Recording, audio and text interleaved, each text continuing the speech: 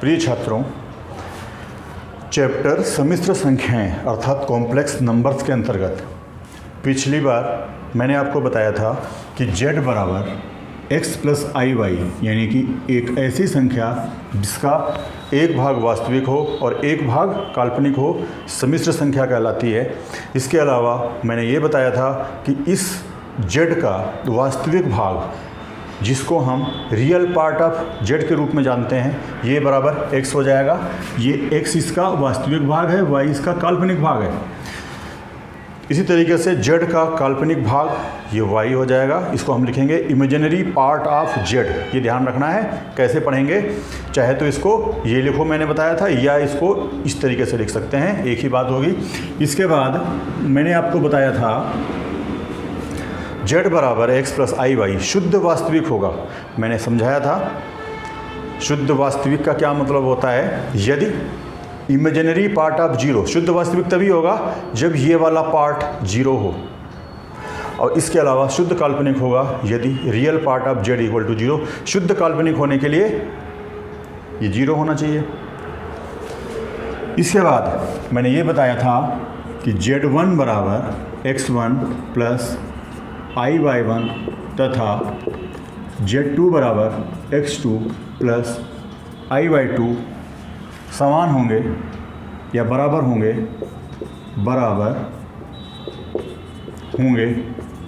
यदि कंडीशन बताई थी मैंने कि दो सम्मिश्र संख्याएं जो हम x1 प्लस आई वाई वन और z2 बराबर x2 plus I Y to ये मान सकते हैं, और इनकी समानता के लिए रियल पार्ट ऑफ z1 और रियल पार्ट ऑफ z2 ये दोनों बराबर होंगी, और इसके साथ ही इमेजिनरी पार्ट ऑफ z1 तथा इमेजिनरी पार्ट ऑफ z2 ये दोनों बराबर होंगे। अर्थात x1 बराबर x2 तथा y1 बराबर y2, या इसको हम लिख सकते हैं रियल x1 का मतलब है रियल पार्ट ऑफ z1 बराबर रियल पार्ट ऑफ z2 तथा y1 का मतलब है इमेजिनरी पार्ट ऑफ z1 बराबर y2 का मतलब है इमेजिनरी पार्ट ऑफ z2। अब तक समझ गए होंगे इस बारे में। अब हम आगे बढ़ते हैं। अगली जो नई चीज़ें जो मैं आपको बताने जा रहा हूँ वो है दो सम्मिश्र संख्याओं का योग। दो सम्मिश्र संख्याएं हैं हमारे पास, जैसे हमने ये मानी थी। अगर इनको जोड़ना हो तो हम कैसे जोड़ते हैं। माना z1 बराबर a1 प्लस आई b1 तथा z2 बराबर a2 प्लस आई b2। तो देखिए z1 प्लस z2 यानी इन दोनों सम्मिश्र संख्याओं का योग ये हो जाएगा बराबर, यहाँ पे इसको लिखेंगे हम a1 प्लस आई b1 प्लस a2 प्लस आई b2। हमने z1 की जगह पे z1 का मान रख दिया, प्लस z2 की जगह पे z2 का मान लिख दिया है। ये बराबर हो जाएगा। जोड़ने के लिए देखिए क्या है कि वास्तविक भाग को वास्तविक भाग से जोड़ना है, यानी a1 प्लस a2 ये साथ ले लिया, इसका वास्तविक भाग और दूसरी वाले का वास्तविक भाग, ये एक ब्रैकेट में लिख दिया, प्लस आई दूसरे ब्रैकेट में इनटू में b1 प्लस b2।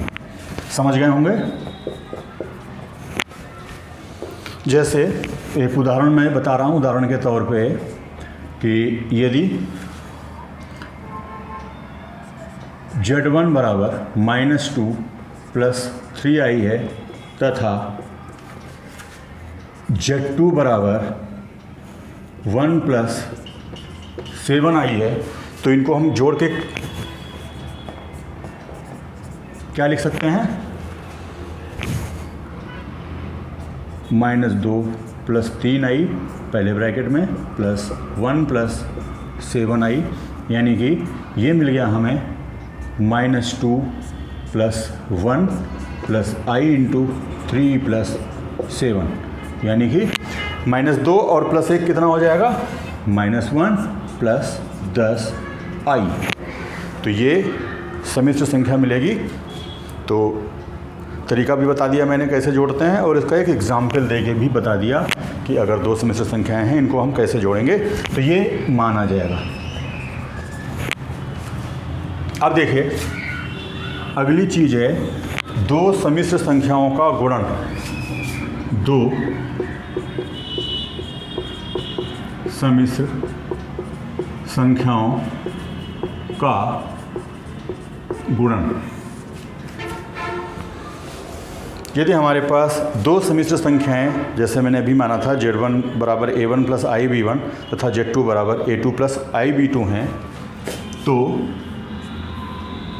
मतलब यदि Z1 बराबर A1 प्लस IB1 तथा Z2 बराबर A2 प्लस IB2 ये है हमारे पास, तो Z1 into Z2, Z1 into Z2 मतलब Z1 और Z2 का गुणनफल, ये हो जाएगा A1 plus IB1 into A2 plus IB2, यही आएगा। अब जब इन दोनों को गुणा करते हैं, गुणा करना, ये दो पद इस ब्रैकेट में है और दो पद इस ब्रैकेट में है, जब इन दोनों की गुणा करेंगे तो कैसे गुणा करते हैं, पहले A1 ले लेंगे, A1 की A2 में गुणा करेंगे, फिर A1 की इसमें गुणा करेंगे दूसरे पद में, और फिर इसका दूसरा पद ले लेंगे, इसकी इसमें गुणा करेंगे और इसके बाद इसकी इसमें गुणा करेंगे, यानी क्या मिल जाएगा, A1 into A2, A1 A2 plus, अब A1 की इसमें गुणा करेंगे तो ये बन जाएगा I into A1 B2 plus. अब हम आते हैं दूसरे पद पे, IB1 into A2, IB1 into A2 plus IB1 into IB2, IB1 into IB2। यहाँ पे जब हम गुणा करेंगे तो सावधानी रखनी है।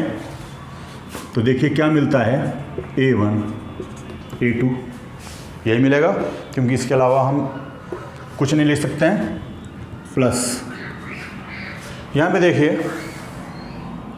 ये हो गया I A1 B2 plus I, ये B1 इंटू A2 है, इसको हम A2 इंटू B1 भी लिख सकते हैं, ऐसे लिख लो A2 इंटू B1 प्लस, यहाँ पे देखिए IB1 की मल्टीप्लाई करेंगे IB2 में, तो I इंटू I ये हो जाएगा I स्क्वायर, और B1 into B2, B1 into B2, समझ गए होंगे।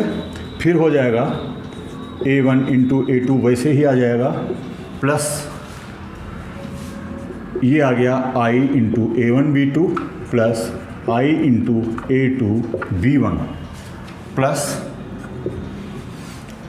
मैंने प्लस लिखा है पहले, I स्क्वायर का मान कितना होता है, मैंने बताया था आपको कि I बराबर अंडर रूट -1 होता है, तो I स्क्वायर कितना हो जाएगा, -1 हो जाएगा।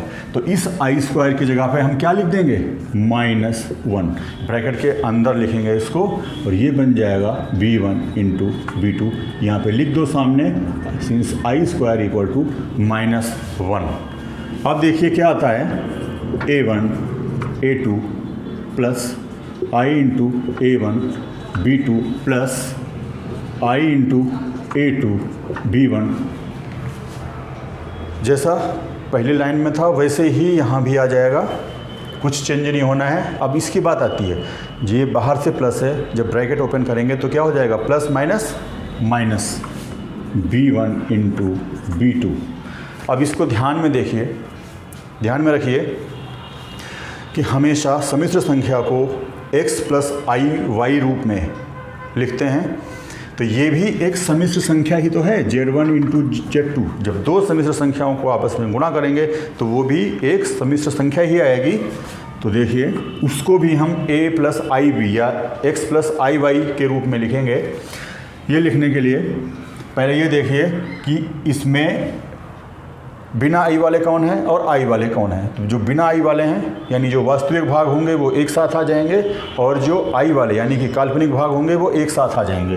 तो ये आ जाएगा a1 a2 minus b1 b2, ये एक साथ आ जाएगा।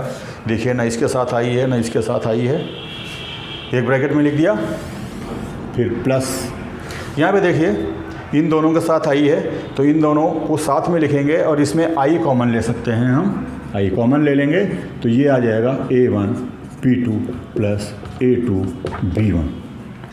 तो ये दो सम्मिश्र संख्याओं को गुणा करने का तरीका है। इस तरीके से हम गुणा कर सकते हैं। जैसे मैंने ये गुणा किया है इन दो सम्मिश्र संख्याओं को, तो उसी तरीके से आपके लिए ये काम है कि दो सम्मिश्र संख्याएं लेनी हैं। जैसे एक सम्मिश्र संख्याएं हैं, एक पहली सम्मिश्र संख्या है 2 प्लस 3i और दूसरी सम्मिश्र संख्या है 4 प्लस 7i। ये आप लोगों के लिए होमवर्क है, काम है, इन दोनों को गुणा करके और आंसर लिखना है कि क्या इसका आंसर आता है।